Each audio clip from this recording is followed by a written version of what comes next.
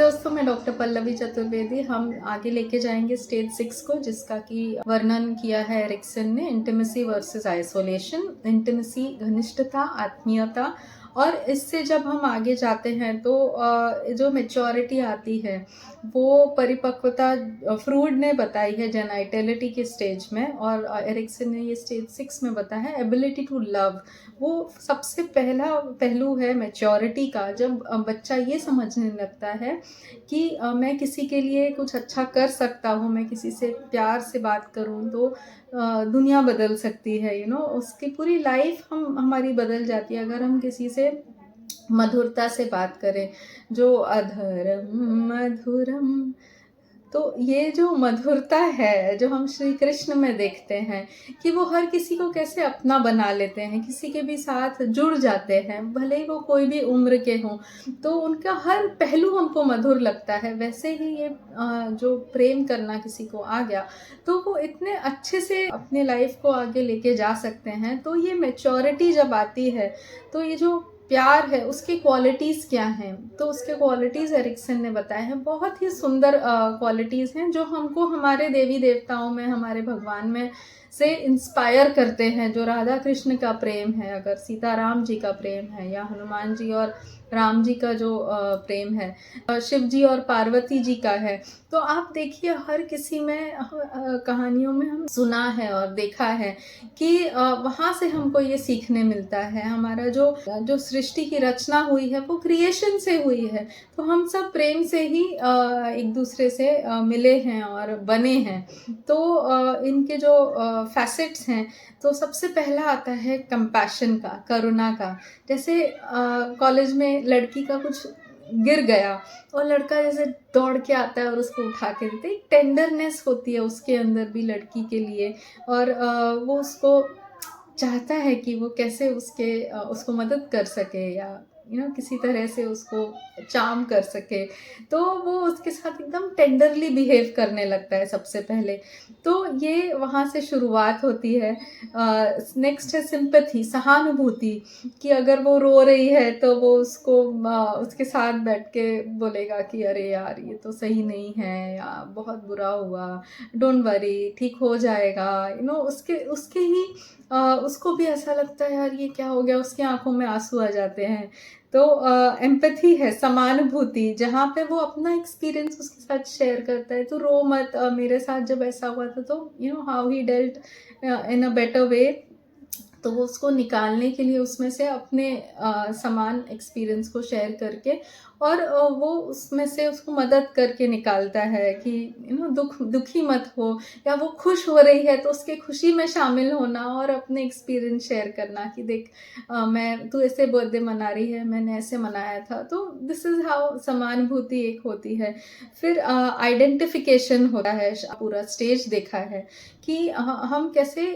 We become one with the person, we start identifying, अरे तुझे ये गाना पसंद है, मुझे भी ये गाना पसंद है, और हम दोनों जो होते हैं प्राणी उसमें मिलके उसको एंजॉय कर सकते हैं। जब एक आइडेंटिफिकेशन होता है, कहीं तो एक कॉमन पॉइंट होता है जहाँ वो आइडेंटिफाई करते हैं एक दूसरे से और सोचते हैं हाँ ये रिश्ता हम आगे लेके जा सकते हैं। रेसिप्रोसिटी होता है, जिसमें कि पारस्परिक व्यवहार है ये, कि अगर मैंने कुछ बोला तो उसमें से हाँ में हाँ मिला के उसने भी बोला कि हाँ मैं सुन रहा हूँ, तो बोलते रहे, अच्छा लग रहा है, हाँ हाँ सही बोल रही है, हाँ हाँ ऐसे ही होना चाहिए, नहीं ये सही नहीं है। तो कहीं ना कहीं वो रिस्पॉन्सेज जो आ रहे हैं ना, उसको लग रहा है यार ये मेरी बात पे ध्यान दे रहा है। तो म्यूचुअलिटी है, म्यूचुअलिटी में एक आपसी मेल जोल होता है। एक जैसे कि सपोज बर्थडे है तो वो चाहेगा कि मैं उसके पसंद का ही गिफ्ट उसको दूँ, या वो चाहेगी कि मुझे जो पसंद है काश उसने मुझे वो दिया तो कितना अच्छा होगा। तो मतलब एक दूसरे की पसंद नापसंद को समझ के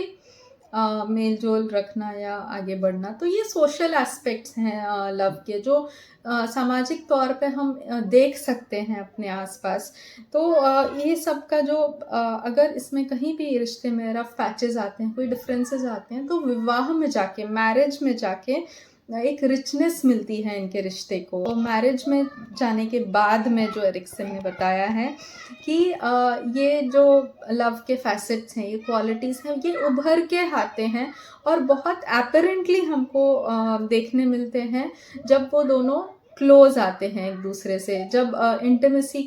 intimacy is one of the facets of marriage, जो कि एग्जाम्पल दिया है एरिक्सन ने ऑर्गेज्म का, कि वो ऑर्गेज्म में when the sex act is actually happening, तो वहाँ पे म्यूचुअल रेगुलेशन है, जहाँ कि वो एक दूसरे को समझ के आगे बढ़ते हैं। वो कॉम्प्लिकेटेड पैटर्न्स हैं, लेकिन ये जब एकदम स्मूथली परफॉर्म किया जाए तो उसको समझदारी से, ये मैच्योरिटी होती है कि उसको क्या अच्छा लग रहा है या उसको क्या नहीं अच्छा लग रहा है। वो जब एक तालमेल बैठता है, वो एक बातचीत होती है, इशारों में होती है भले या बोल के होती है, तो ये जब एकदम स्मूथली परफॉर्म किया जाए ये एक्ट को, एरिक्सन ने वर्ड कितना सुंदर है, appeases the hostilities and potential rages caused by daily evidences, जो पूरे दिन भर की भाग दौड़ नोक झोंक से होने के बाद में जो शत्रुता की कभी कोई भावना आई या फिर कोई क्रोध डेवलप हो रहा है एक दूसरे के लिए, जो कभी इरिटेशंस होते हैं ना कि रोज रोज यार तू लेट होती है हमेशा, यार तू हमेशा फिर बचा के लाता है, ऐसे थोड़े बहुत जो भी होते हैं, तो ये सब जो है, जो विपरीतता है एक मेल एंड फीमेल की, जो ऑपोजिटनेस है, वो सबसे बेस्ट वे में, जैसे लव हेट का कॉम्बिनेशन है यहाँ पे, वर्क एंड प्ले का कॉम्बिनेशन है, फैक्ट एंड फैंसी का है, ये सबसे आसानी से ये एक्ट करने में अपीज हो जाता है, शांत हो जाता है। तो ये एक्सपीरियंसेस अगर स्मूथली परफॉर्म होते हैं तो ये सेक्सुअलिटी को लेस ऑब्सेसिव बनाते हैं, और सैडिस्टिक कंट्रोल नहीं होता है इसमें पार्टनर के ऊपर, जो कि अगर ये स्मूथली नहीं परफॉर्म या फिर अगर वो इसमें मैच्योरिटी नहीं आई है ना, तो ये सिर्फ सेल्फ सीकिंग होता है, जहाँ पे कि इंसान खुदगर्जी है, स्वार्थी है, वो कहीं ना कहीं अपनी आइडेंटिटी खोजने की कोशिश कर रहा है इस रिलेशनशिप में से, या फिर वो सिर्फ यही ट्राई कर रहा है कि मैं इसको कैसे आउटरीच करूँ या ओवर पावर करूँ, या एक जेनाइटल कॉम्बैट बन के रह जाता है ये। इसीलिए इस जेनाइटल प्लेजर शेयरिंग में ऑपोजिटनेस पार्टनर का जो फील करने का तरीका होता है वो मैच्योरिटी से ही आता है।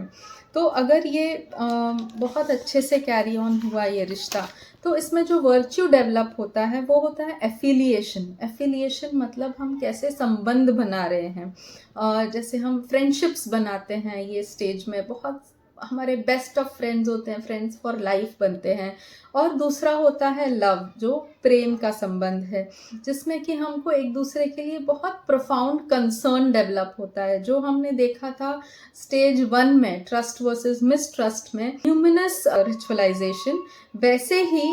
ये स्टेज 6 में आके वो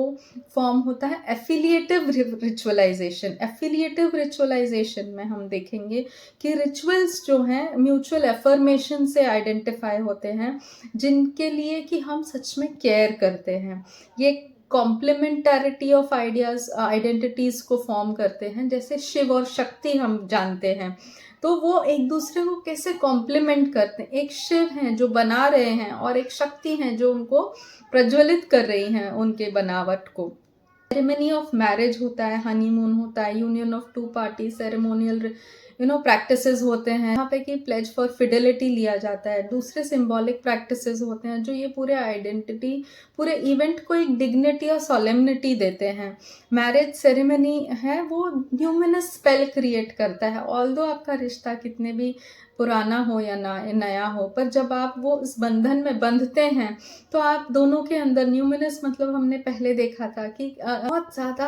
गहरी इमोशनल भावना, सेंटिमेंट्स जुड़े होते हैं उसमें। तो इसीलिए उस समय लड़की को ज़्यादातर रोना आ ही जाता है, क्योंकि वो जो बंधन में बंधती है ना, और वो जब फर्स्ट टाइम ये एक्ट होता है या फिर वो कुछ भी ऐसा करते हैं, तो उसको हमेशा दोनों में एक टेंडरनेस की भावना रहती है कि तुझे कैसा लग रहा है, तू कंफर्टेबल तो है मेरे घर आके, या फिर तुझे कोई तकलीफ तो नहीं हो रही। और ये जो एक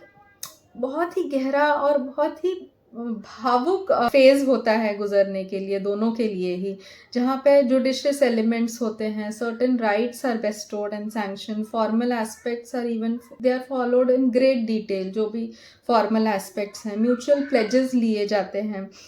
सनातन धर्म में विवाह को जीवन का सबसे महत्वपूर्ण संस्कार मानते हैं। अनंत काल से विवाह व्यक्ति को समाज से, धर्म से और अध्यात्म से जोड़ता है। जहाँ पे कि वो डिफाइन करते हैं, दोनों को आइडेंटिटी देते हैं कि अब आप हस्बैंड हो और आप वाइफ हो। वहाँ पे डेमॉन्स्ट्रेटिव डिस्प्ले होता है जहाँ सबको दिखाया जाता है, जिसमें आप देखते हैं कि दोनों के चॉइसेस को कैसे एक दूसरे ने समझा है और उसके एंथुजियास्टिक ओपिनियंस होते हैं, स्कैपिंग जजमेंट्स बोला है, तीखे निर्णय होते हैं जहाँ बुरा नहीं मानते हैं कि किसने क्या बोल दिया, जहाँ पे आप उनको वेलकमिंग वे में देखते हैं और वो कॉन्वर्सेशंस, वो एक्शंस के यंग एडल्ट्स को कैसे परवेड करते हुए और वो रिश्ता दोस्ती की तरफ भी रहता है, उसके आइडियोलॉजीज भी अपने बनते हैं और वो एक ह्यूमन फॉर्म के उन इंस्टिंक्टिव बॉन्ड्स को कंप्लीट करते हैं। सहज सा बंधन बन जाता है जिसमें कोई भी एफर्ट नहीं डालना पड़ता, एफर्टलेस होता है ये। और यही इंस्टिंक्टिव बॉन्ड्स आपको नेचर से जुड़ते हुए, अगर आप हंसों का जोड़ा देखें या फिर आप सी हॉर्स देखें या हर जानवर में वो एक इंस्टिंक्टिवली एक दूसरे के साथ जुड़े हुए रहते हैं, जैसे made for each other couples बन के हो जाते हैं फिर। और यही पहलुओं को याद रखें, अगर ये क्वालिटीज़ को हम ध्यान दें तो ये रिश्ता आगे चल के बहुत कुछ कर सकता है। तो अब इसका दूसरा पहलू भी है जो हम नेक्स्ट वीडियो में देखेंगे कि अगर ये मैच्योरिटी नहीं आई लव के स्टेज में, या फिर अगर प्यार कहीं ना कहीं कम पड़ गया या तकरार हुई तो क्या होता है, इसके परिणाम क्या होते हैं। और ये